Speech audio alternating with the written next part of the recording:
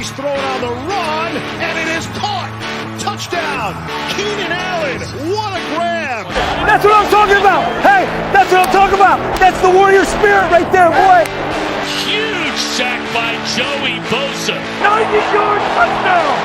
90-yard touchdown. That's going to be picked off at the 8-yard line by Derwin James. Herbert sets his feet, takes a shot downfield, has Guyton. Caught! Touchdown, Chargers! That's the greatest throw I've ever seen. What is going on, everybody? Welcome to another edition of the Thunder Down Under Chargers podcast. I am Andy Prophet, your host, and with me, none other than Alistair Lloyd. Dare I ask how you are or how you're feeling this week, mate? Good, man. I'm excellent. Wonderful. Stupendous. I'm phenomenal, actually. Glad you asked. How are you? I am doing pretty good, as well as can be. There was a loaded question because you sent quite the colourful yet subtle public explosion video to one of our chat threads with the NFL legends on your way to work the other day. Good to have a sense of humour when your December sporting dreams are dashed and gashed. But let us not dwell too heavily on what has become of the Chargers 2023 campaign. Try and have a little bit of fun with this one, guys, because it ain't great. So crack a beer. Open your ears and let's dig right in, shall we? Broncos 24, Chargers 7. All kinds of demons possessing this Chargers team as they host the division rivals. Those division rivals who had not won a road game in the AFC West since 2019. The saga continues. And on a day when we recognise one of the league and the team's greatest ever tight ends, Antonio Gates. What a disaster. Phil Rivers is in the house looking down going, glad I'm out of this shit show. Rather have another 10 kids than get back in the powder blues with this crap.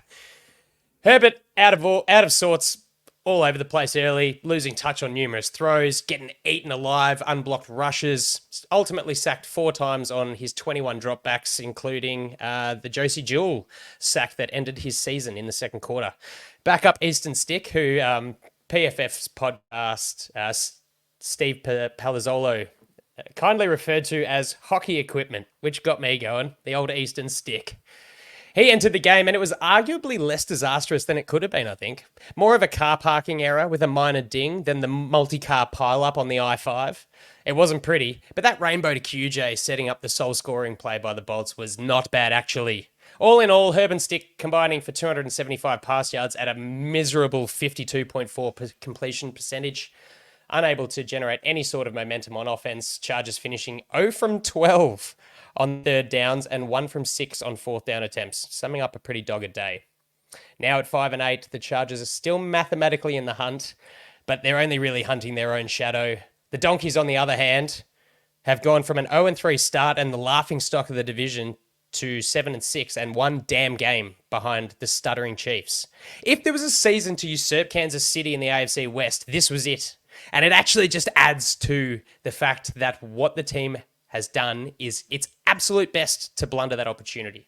I hope that the Lions absolutely massacre Denver next week in Detroit, while the NFL world is treated once again to a genuine shit show on Thursday Night Football as the Eastern Stick-led Bolts head to Las Vegas to take on the Raiders and Aiden O'Connell.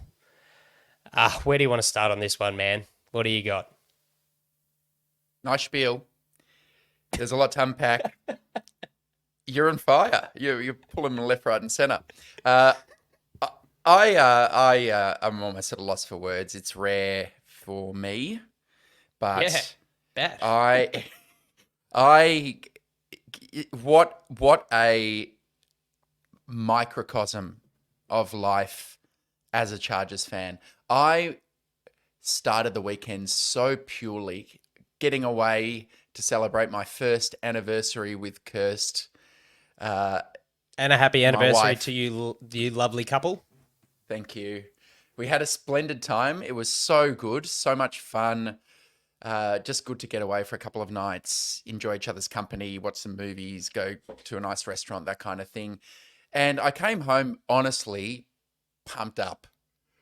I was buoyed. I was thinking, yep, season hasn't been too good. but these last few games some of them are winnable.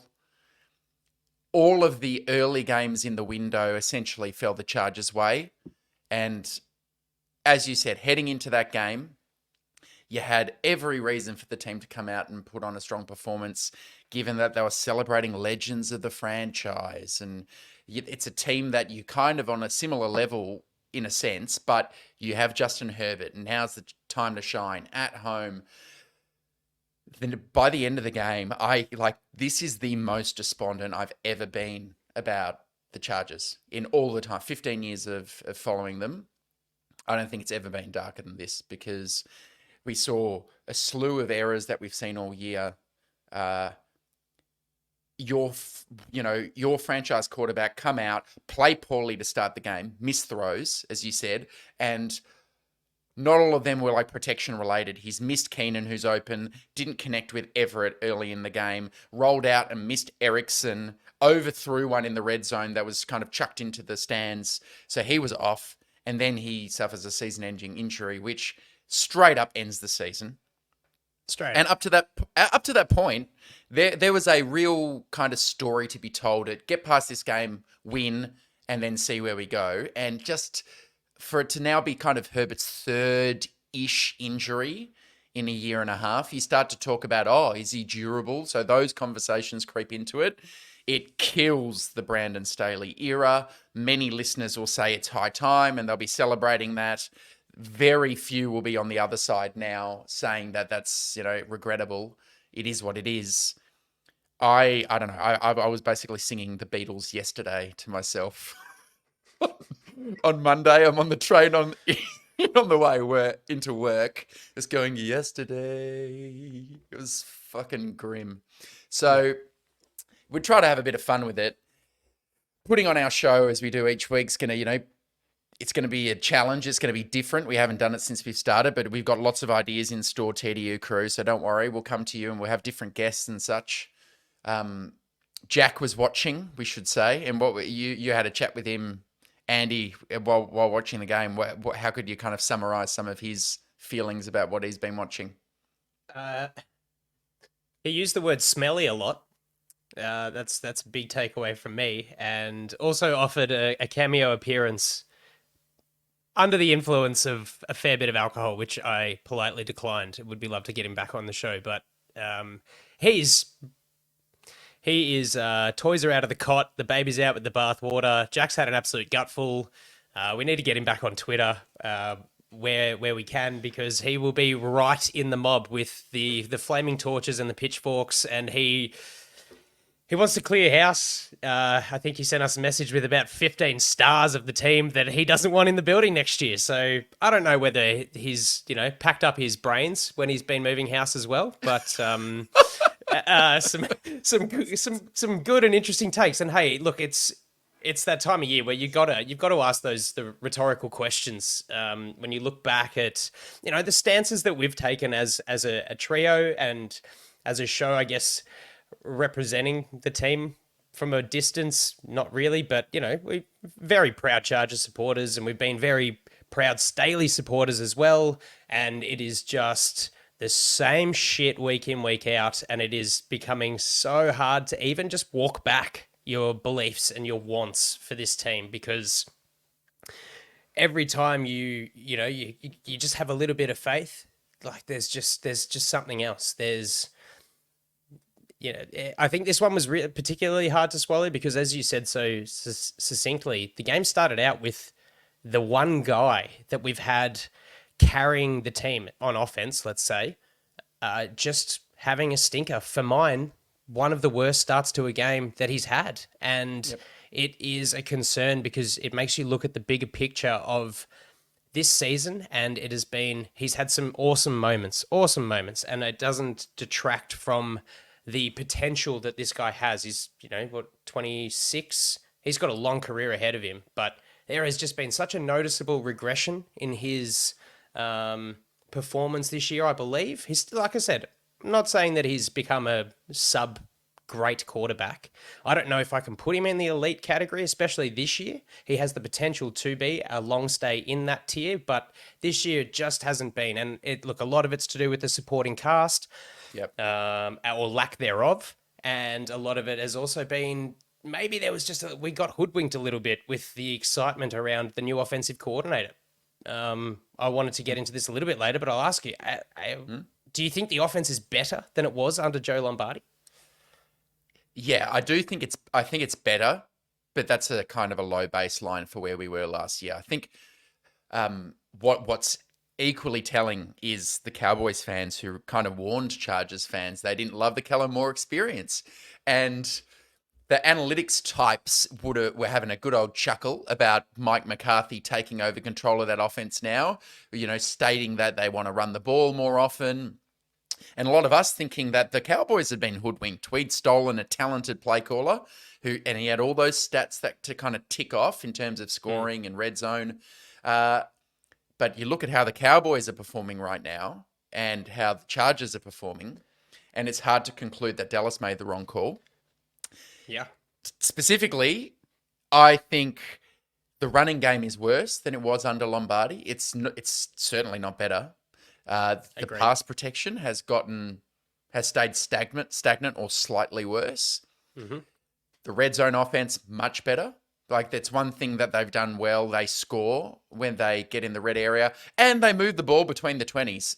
So, yeah. I mean, they will end up having these kind of headline figures that look all right, although the last few weeks with the lack of scoring is starting to push them down the list.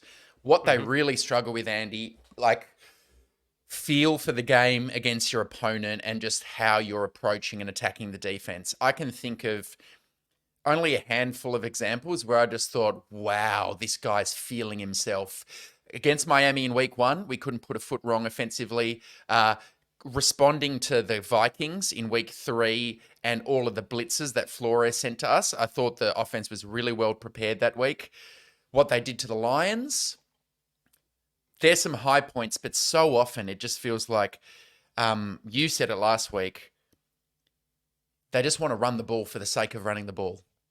And yeah. I'm glad you referred to Steve Palazzolo and Sam Monson on PFF NFL podcast, because they were saying, well, one option here is let's just see them stop running the ball full stop and have 50-odd pass attempts.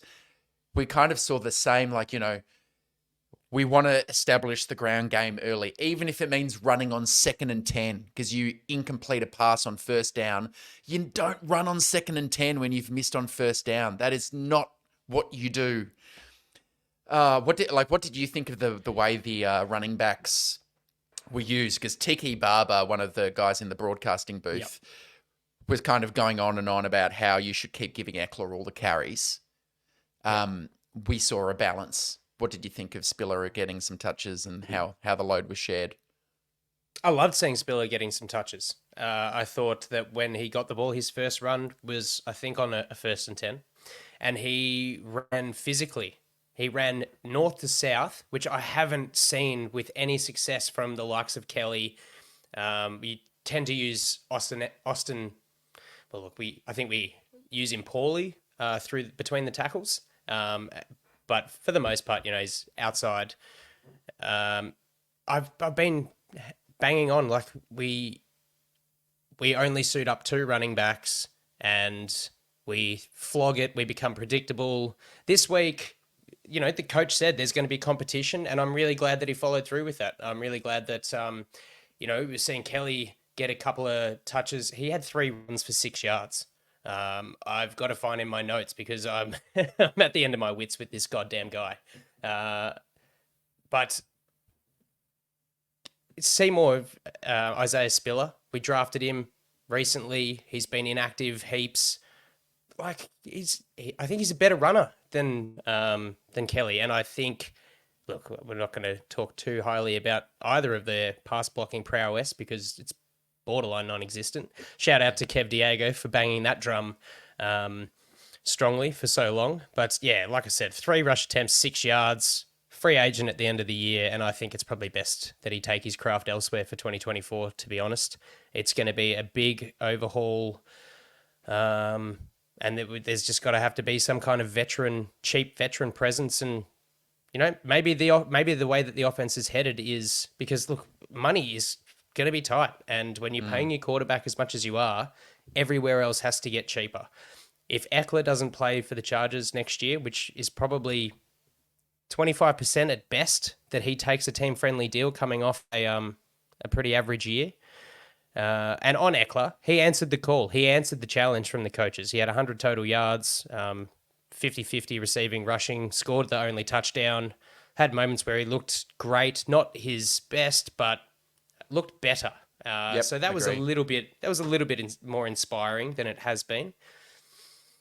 But the mentality of, there's so much talk in the offseason about we're going to be north-south running team, and I'm just not seeing any efficiency in the run game at all. And it just puts so much pressure on the quarterback to continuously dig the team out of those holes.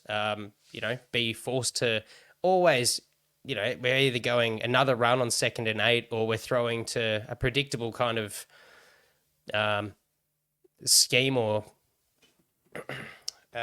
plan like that. And it's why I ask if a lot of the concepts that Lombardi ran, sure, were really pedestrian, but it just sort of seems like this run. Okay, now we have to throw, there we are, 3 and out, or hell, sack on 3rd down, and now we're punting from 15 yards behind the line of scrimmage. And there's no way to build momentum in this offense. There's no way to be able to sustain drives and take possession, hang on to the ball and maintain the strength of time of possession.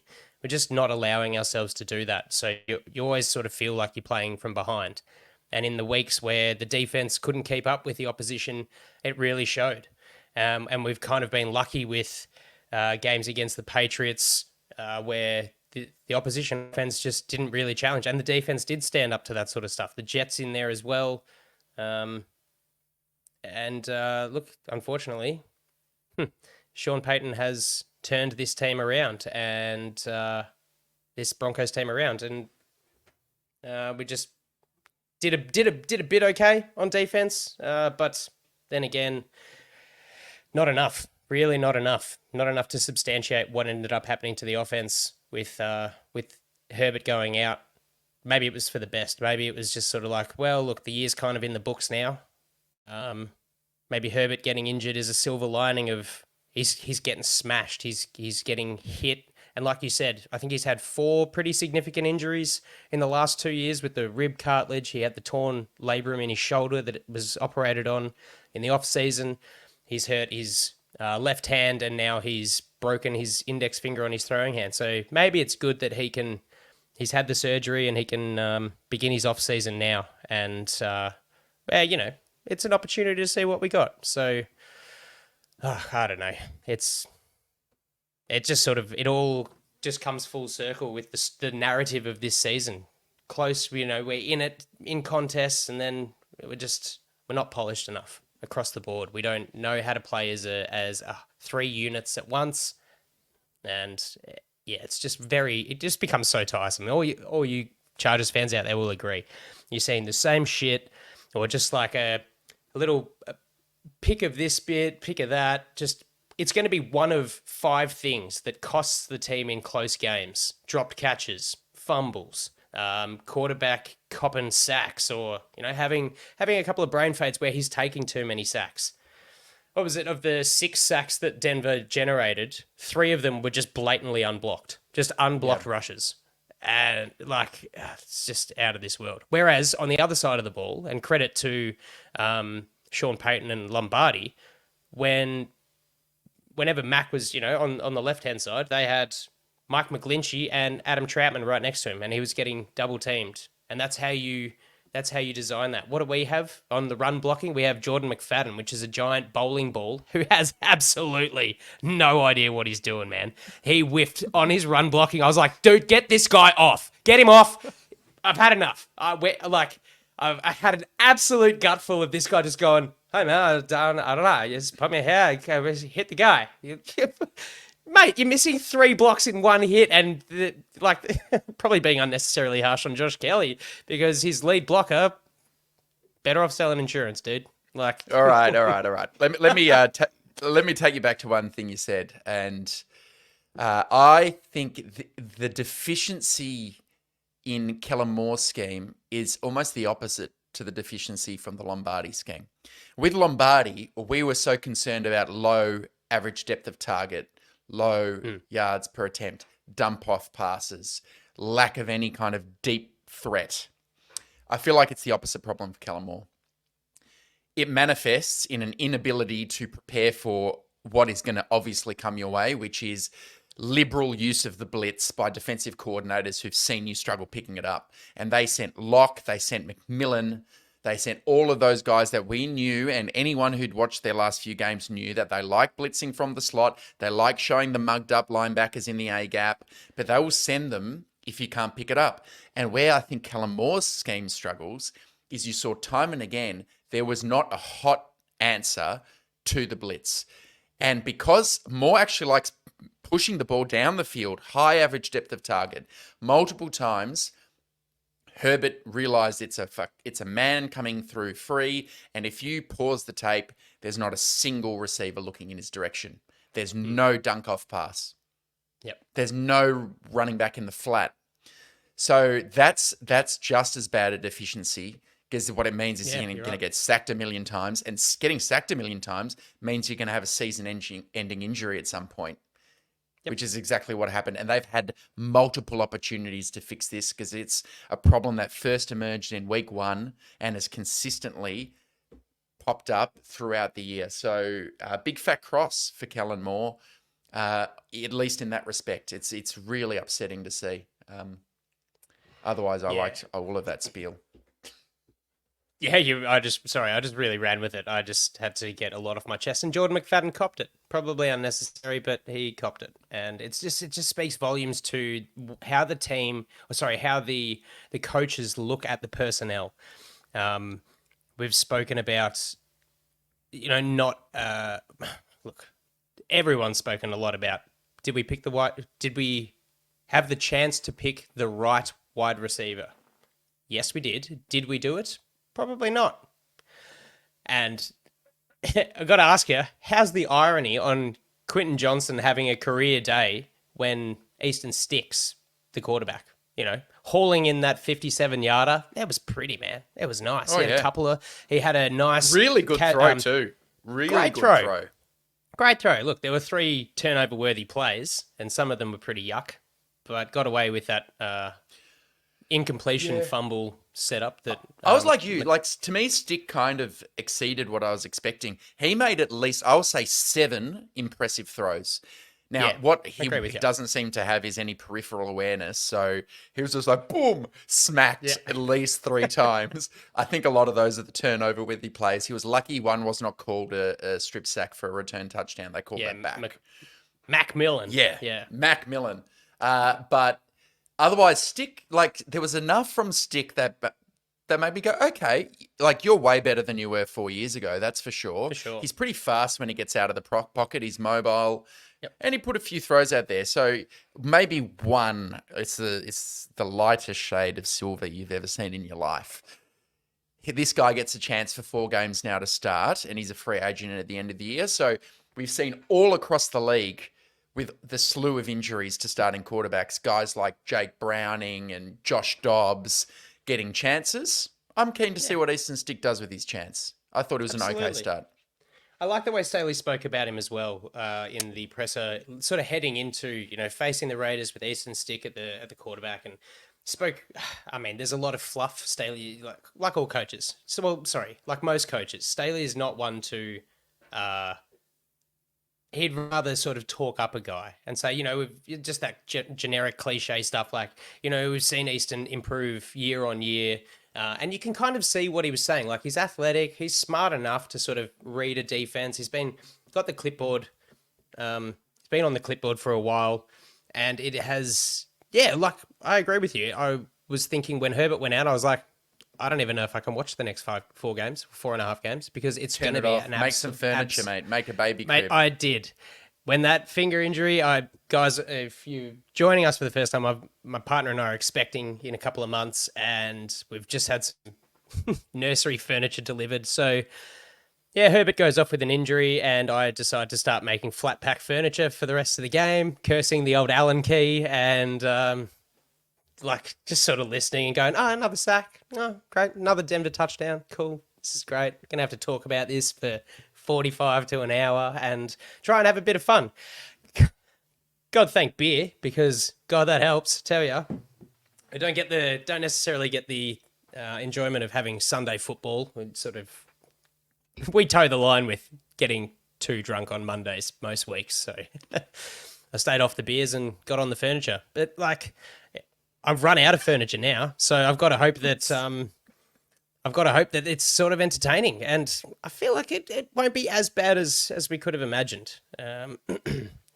We'll get into what the lineup might look like when we get on to previewing the Raiders game, but look, it is what it is. There's not much you can do about these sort of things, and like I said, I think the silver lining is that Herbert can start his off-season now. He's not going to get hurt anymore, and there's some stuff that I'm hoping gets exposed. I'm hoping that things get brought to light. As I was saying, did we pick the right wide receiver?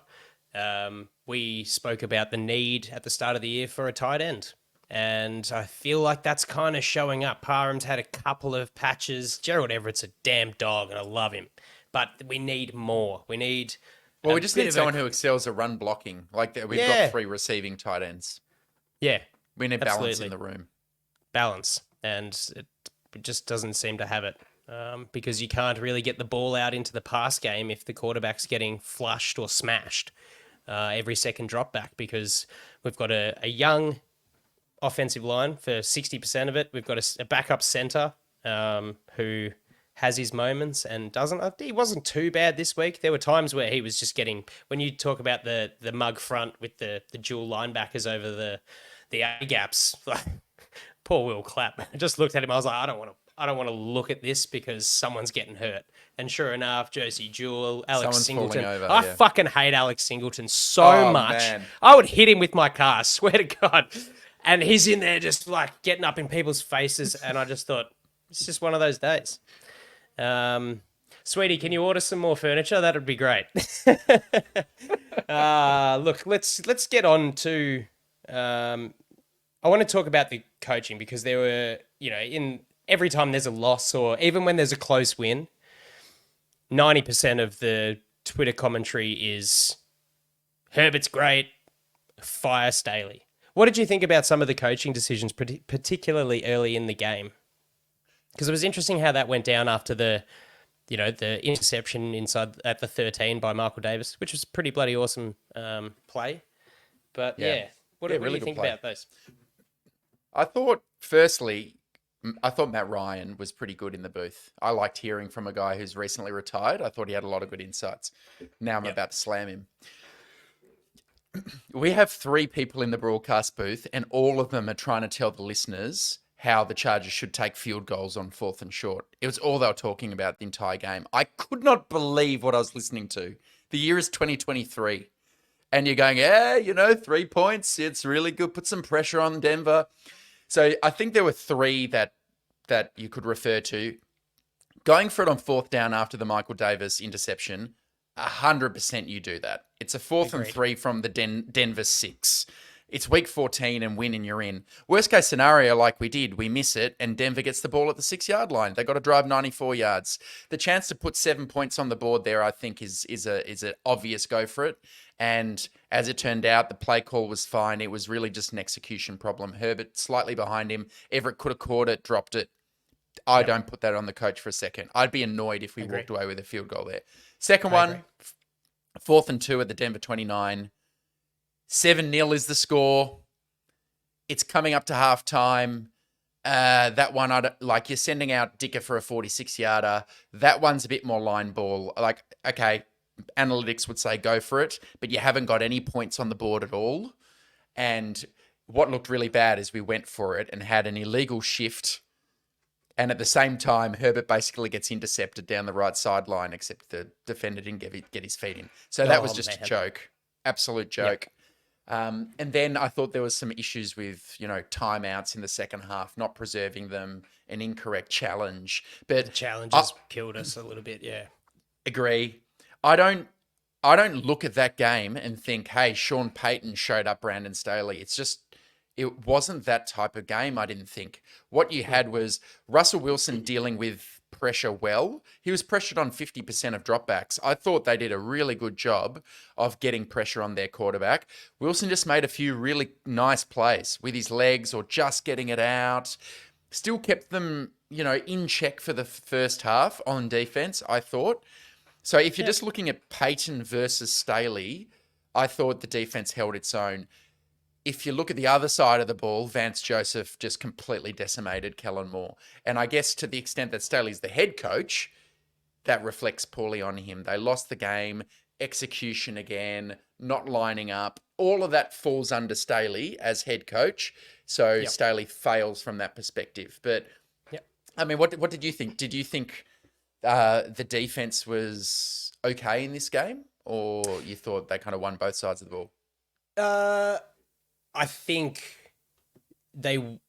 my answer would be that they would have won both sides of the ball if not for Jerry Jeudy just dropping two absolute sodas, missing two sodas, like it was QJ stuff of weeks past. Oh man, it was. He dropped two absolute howlers. I was a bit disappointed with how Michael Davis approached the Cortland Sutton touchdown, but Cortland Sutton's just a good big receiver, and he just couldn't get himself in a proper position. So, do you see that was the longest throw of the NFL season in air yards, 60 yards completion? Really? He had all day, and he just sat there.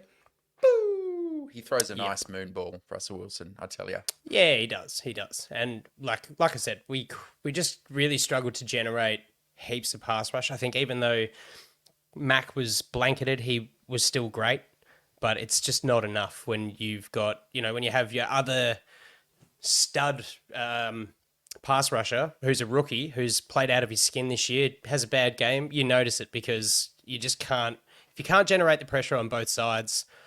I also think that the Denver offensive line is playing pretty well this year and has improved week on week, and that sort of shows, and that's kind of why I think Tooley got sort of shut out. But for the most part, I thought we kind of kept them in check. But like I said, I think it was a little bit kind of edged in our favor because it could have been way worse. Like they were two borderline touchdown or deep into the red zone catches that they missed out on. So it's hard to say. Vance Joseph really made Kellen his bitch, and I hate that. I hate to see that sort of stuff because it didn't have to be that way. I just feel like he has the Boise shutters on, and he's just a bit like he's hesitant to sort of change it up and try something new. Like you said, if you win out from here, your chances are okay of getting through. And look, the way that the weekend of the slate of games went, everything had sort of fallen in our favor. It was like, come on. Oh, if they went on and win, 10 wins, you're in. 9 wins, as you said, they're not mathematically eliminated yet. 9 could get you in, but they're not going to win their last 4 games. I thought, oh man, like watching Josh Allen against the Chiefs and then Herbert against the Broncos, like you said, the start of that game was so disappointing. Yeah. Like that was the game. You're at home. It was essentially a playoff game. You see the difference in how Josh Allen, it's almost like he says, you know what? It's December. Time for me to just start running. If no one's open, I'm running. Herbert doesn't have that in him. And I don't know if he's more robotic, mechanical, goes through his reads, follows the rules. He looks like a pretty straight vanilla guy, not exactly up there on the list on who you'd want to have dinner with. Allen looks like he throws caution. Yeah, I agree with you. I reckon he'd be a pretty shocking beer, to be honest. Yeah. However, I would race. I would ditch my wife or my friends in an instant if he wanted to get a beer. True. But I'd be making all the chat. Yeah. He follows As only the rules. you know how. Pots and kettles. Spiel man. It's my job. You are host. But I don't know. There was one in particular where he rolled to the right in the first quarter, the second offensive drive, and he tried to hit Erickson and missed him. And if you looked at, it was a third down. And if you look at the behind camera, there's actually no one in front of him there. And I don't know. It was like he's looking for the bigger play. He would have run 20 yards, and I don't know. He's had a good year. He really has, but that was not a good spot to have that kind of a start. And the season's all over. Is Brandon Staley all over, Andy? I want to ask you that because Herbert's now hurt for the rest of the year. That opens up the type of argument around, oh, Herbert got injured with 5 games left. Do you think there's a potential avenue for him coaching next year, or is his writing on the wall? I think the writing is on the wall, but I also know the track record of the owners. And they are not people who are willing to, off their, last 3 hires, they're not really willing to pay a coach.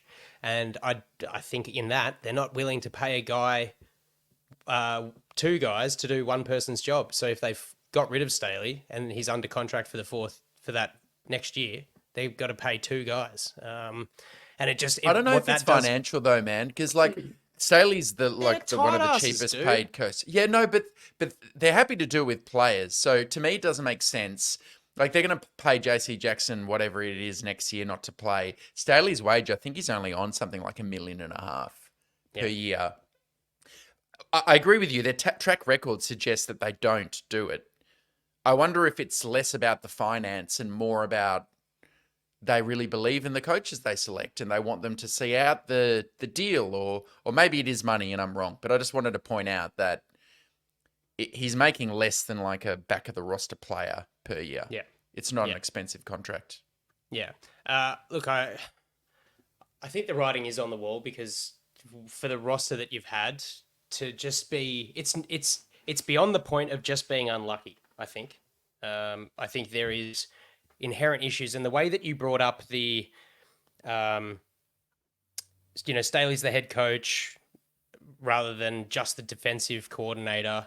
The whole narrative of the team just being completely inept at playing as a whole, really, I think for me anyway, speaks volumes to his ability to, talk about how he's always spoken about how he's great with players, and he speaks really well for the most part until Popper corners him puts him in a headlock and he lashes out like an underfed lion. But I feel like it's all talk and all a facade, because I'm not seeing, and the offense plays well, the defense gives up 40 points. And when the defense holds a team, we score 6, or the offense just can't go. There's something chemically wrong with how the team is brought together. I feel like there's a lot of focus from Staley onto the defensive side of the ball because his reputation has been dragged through the mud. And fair enough, because the defense has sucked this year.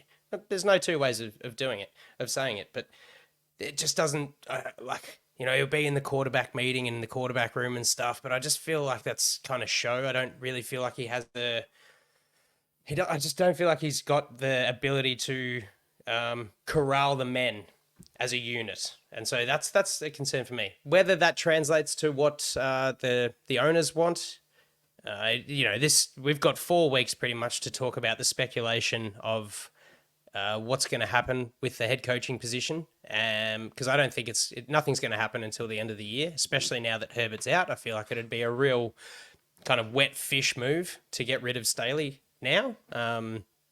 I don't know, does it make it better or worse? People are going, let's see what Kellen Moore can do. I'm going to tell you right now, Kellen Moore ain't the option at head coach. Absolutely.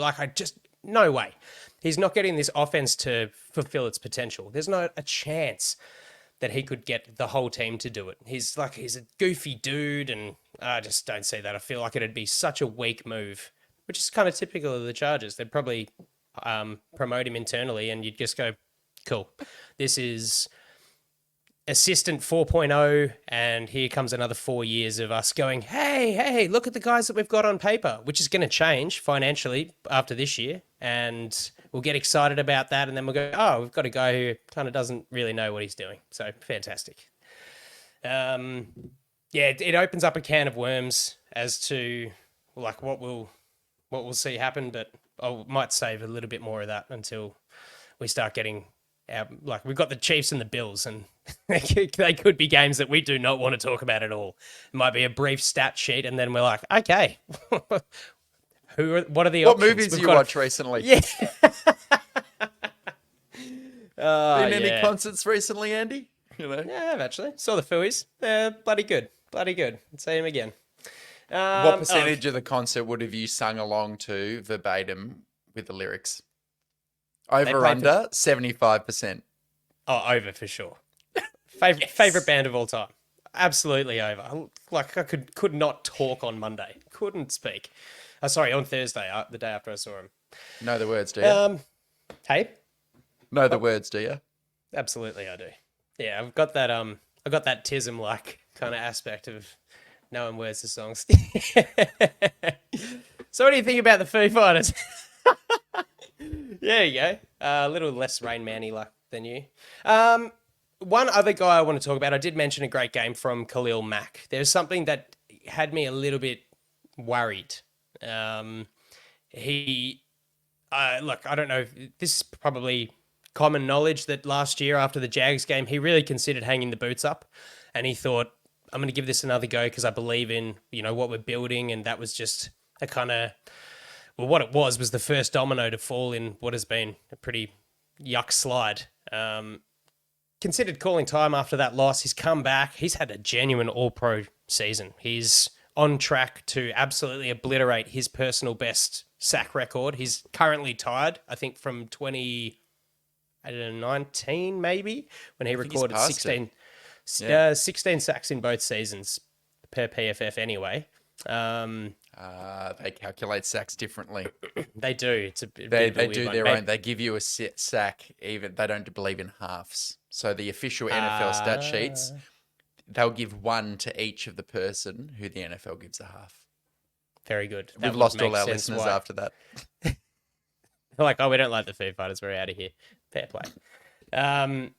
Seals are still listening, though. He's one of the few veterans in the team Dom. that has played with absolutely everything. Be it, when he jumps into coverage, he runs and chases like an animal. In run defense, he has saved us something crazy. Pass rush, look, what he's done for, his own output, what he's done in the absence of Joey Bosa for the development of Thule has been so underrated for what we're going to see in the next few years from number 45. What did concern me, though, is he's had enough. He's had enough of, and I'll quote, we're competing at the highest level. If you've got guys that are ready to pack it up, they don't need to be in the locker room. Whether there's a chance or not, you're going to keep going out there to give it everything you've got. So he is fed up with guys who just don't seem to have the mentality of putting it all out there. I think it's more of a stab at some of the younger guys that maybe don't take it as seriously and then kind of lick their wounds afterwards. But I'm sure a lot of that comes from disappointment and frustration with where the team's at this year. But look, if his friend, the coach, gets shown the door at the end of this season and the team looks to sort of regress or go into a stage where we're now paying the quarterback the third most in the league, they're going to be, where you pay one guy heaps. Like I definitely don't treat this guy as gospel, but Colin Cowherd makes a really good point, and it rings true to the Kadarius Toney offside. When you pay one guy heaps, you've got to get cheaper elsewhere. And what cheaper means is draft picks, etc., or more sort of fringe, like wide receiver 3-4s playing as your wide receiver 2, stuff like that. And mistakes happen. So there's that, I say regressing pretty generally, but does that mean that if Staley's out, does our premier pass rusher just go, I'm going to give this another go elsewhere? I'm out. I want to win. He's played for the Raiders, the Bears, and now the Chargers. I think he was with the Bears in 2018 when they sort of had a crack and had a pretty good year, and then they went to shit after that. He's come over to a great roster with all the promise in the world, hanging out with his buddy Staley, and we've been pretty disappointing in his 2 years, losing the way that we did last year and now this one. So I feel like we talk about Joey Bosa now with a pretty brutal injury history, and maybe he's one of those candidates, a salary cap candidate. I actually think that as much as we want Mac to hang around, I'm genuinely concerned that he either goes somewhere else for that last shot at success, or he just hangs them up and he's done. I just don't think he's really going to be a part of it. And it's going to be hard. It's going to be real hard. It's just that sort of thing hurts when you've got one guy giving it his all and he's actually at that point now where he's like a consummate professional. He's underspoken and now he's just going, you know what? This is whatever's going on here is not good enough. And there are guys who need to pull their socks up.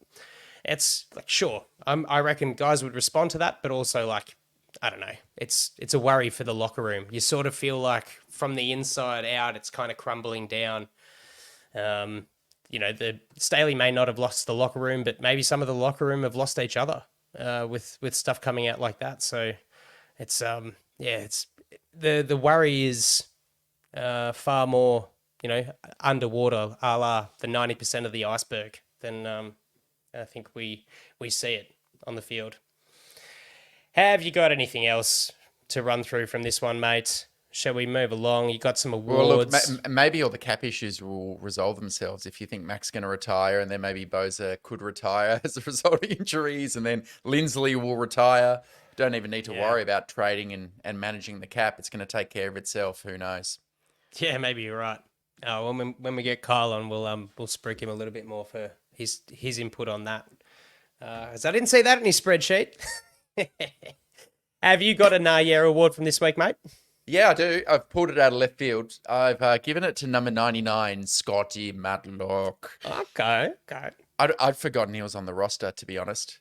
The first couple of times I saw 99, I didn't know who the player was. I was trying to think, did we call someone up from the practice squad? Or because he hasn't been active most of the time, but Obonia being out gave him a chance. And he flashed enough on my screen to think, not bad. 3 tackles, couple of run stops. Good to see that at the end of the year after the season's kind of done, and hopefully that heralds more opportunities for guys who have a chance to show something in what are meaningless games. I'm thinking Dayon Henley, Jordan McFadden. I would not mind seeing him play at right guard instead of Jamari Sawyer with how this year's gone. So bring on the back end of the roster rookies, see what's behind door number 2, Scott Matlock. Good job for 1 week. Nice. For me, I think I don't really know where the comes from because there was plenty of nahs to choose from this week. But what's got up my goat is looking at, and we speak about this so much. We speak about when we have today, we have last week, we have every week about the play calling decisions on first down. What's really got at my goat is watching this game, and you look at the play call selection with Stick in the game compared to Herbert, specifically. The run plays on first down. Sure, towards the back end of this contest, Kellen Moore and co were forced to throw it a little bit more because it was fast getting out of control. But are you trying to tell me that when you've got a 6'6" quarterback with a cannon for an arm, you'd rather run the ball more on first down than when Stick comes into the game? A guy who's had before today 5 passes in live football. It's not right, and it was fucking yuck, man. Fucking no damn way. I'm really disappointed with how Kellen Moore is kind of just taking the absolute piss with this and just not using Herbert properly. So we did go over it for probably 5 or 10 minutes earlier, but I just thought I'd cap that off because that really just caught up my goat. All right, we'll move on to week 15. Obviously Justin Herbert's now had his fractured index finger on his right hand operated on. His season's done. It's a pretty rough trot for the last 2 years and has really ending and questioning his run of being this unstoppable tough guy. So he will be missed, of course. But like I said, bit of a silver lining seeing him start his off-season sooner than later. Concerns at receiver 2. Can I say something that gets up my goat? Yeah, absolutely, mate. Neither of us are doctors, nor are Chargers fans.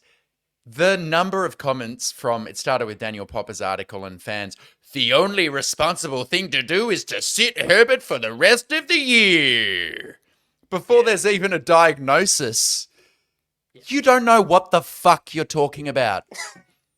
The only thing that matters is Justin Herbert's long-term future. We're not talking about a medial ligament, guys. We're talking about a fractured finger. It's not his 8th concussion in the year. What are the chances that affects the rest of his career?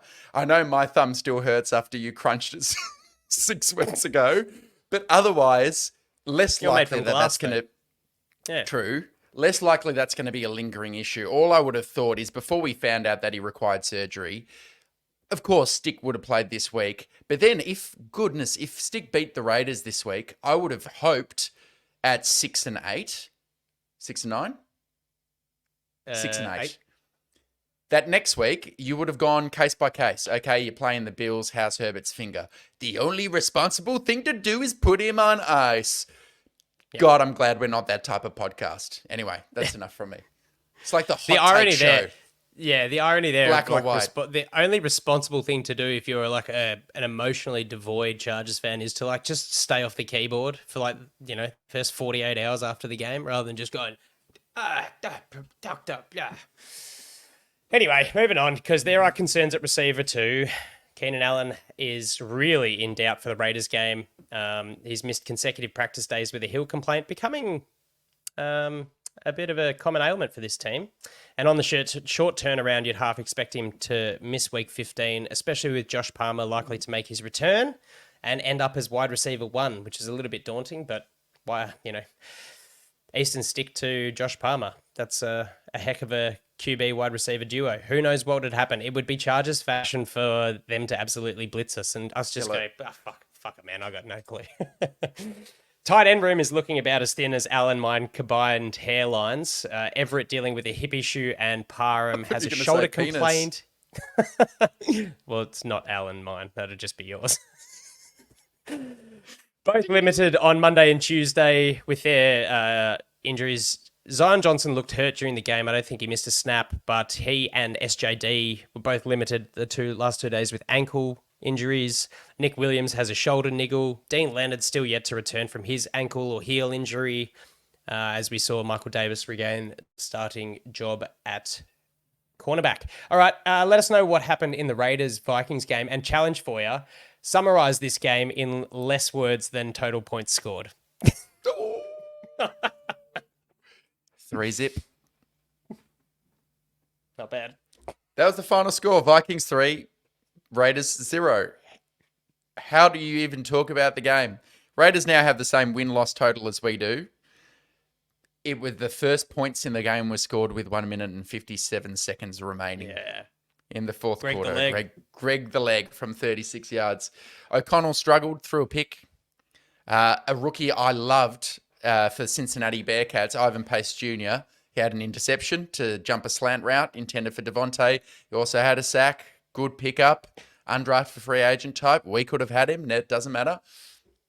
No, we've seen the Raiders. It's all they're trying to feed Devontae. The Antonio Pierce story started off okay with a couple of wins, but they're now 2-3 since he took over. We have the same record as the Raiders do. Because of the way this game went, the Raiders did well on defense. They had 5 sacks. Crosby had 2 of them. Josh Dobbs had a very poor game. He got benched 3/4 of the way through it for Nick Mullins. And the Raiders did lose a few turnovers. As I said, O'Connell threw that pick. They also, Hunter Renfrow fumbled one. And then as time expired, they attempted some laterals and it was turned over on that. Doesn't really count. That was it. 3-0. Vikings moved to 7 wins and Raiders fall to 5-8. Yeah. And the way that the NFC North's looking, the Vikings have sort of leapfrogged the Packers after their shock loss to the Giants. So pretty crazy. All right, we're not going to bash through the Raiders and how they go because we've got Stick versus O'Connell. We've got a gun pass rusher on either team. We've got capable players here and there and everywhere. And man, let's just talk a little bit about what we want to see in this week, I reckon. You want to start it off? Let's go through this quickly before we try and pull a result prediction out of our ass. Because what I want to see is probably different to what most fans want to see. Because I want to see a victory. And at this point, most people want to see losses to improve draft projection. Right now, it looks like we'd be picking 10th. And if we continue to lose, you're looking at around top 5, maybe. So, but what I'm looking to see, if I'm evaluating from the Chargers team and Staley and Kellen Moore, is simply a victory. Because now you've got a level playing field, like all these other coaches who've lost their quarterback.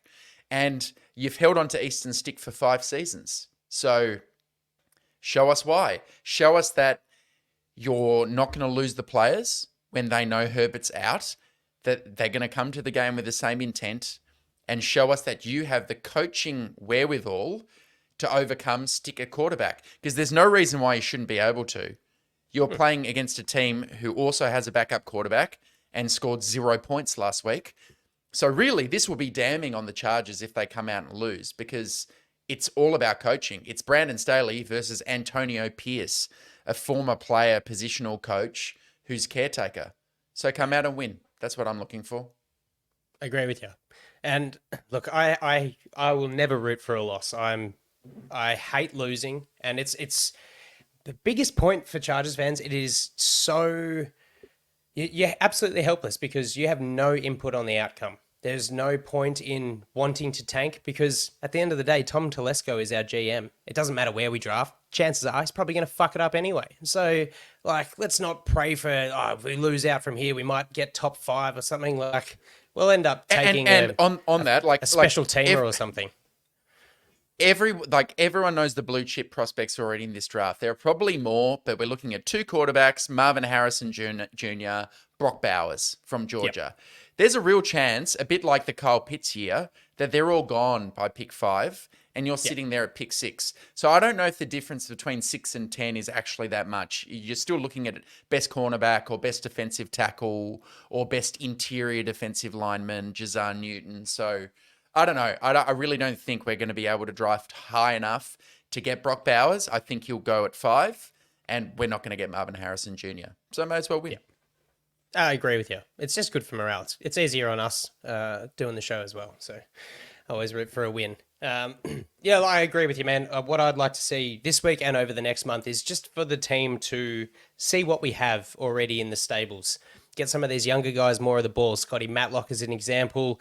Man, QJ, like I said, had a career day, 91 yards. His hands worked. Feed him the ball.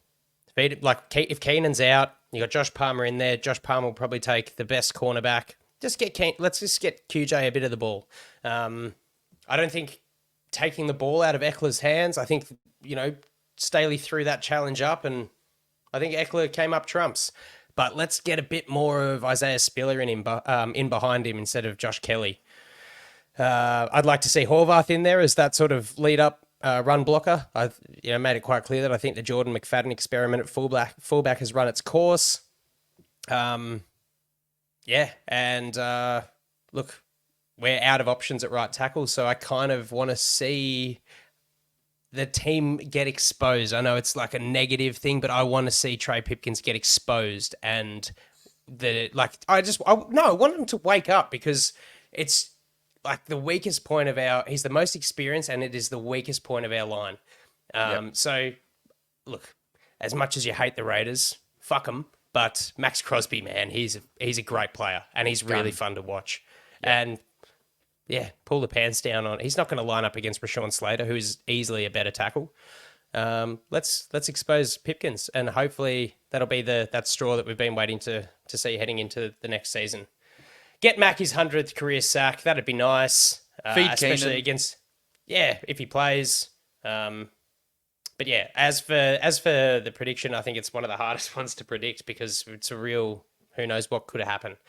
Backup QB, best backup QB. O'Connell's yet to have a game with multiple touchdowns, so I'd almost put my house on him doing so this week because that's just how it goes against the Chargers. Jacobs in these last month has had 2 games over 100, 2 games under 40 yards rushing. The Raiders managed just 8 first downs against the Vikes, and like you said, had 3 turnovers. So fuck it. Chargers 17, Raiders 10. I want that to be the case. I think it'll be the case. And whatever the fan base wants. So if the majority wants us to lose, we're probably going to win because the opposite just seems to happen. Well said. It's just one of the Chargers' curses. What do you reckon? Score? 17-14 to the Chargers. Low scorer, not one for the record books, but they'll find a way to win and ruin their draft order. Piss everyone off. Fire the whole team. Just fire everybody. Well, look, I'd love at least 1 or 2 more victory pods coming into the end of the year because we're not going to have any in January. We might just take a little bit of time off when the season ends. So. Oh, well, guys, enjoy your watching. And it's going to be a heck of a spectacle on Thursday Night Football. So, strap yourselves in. And I guess we'll see you next week on Thunder Down Under. How about it, Al? Take See you guys. Thanks for listening. See you next time. Bye. Appreciate it.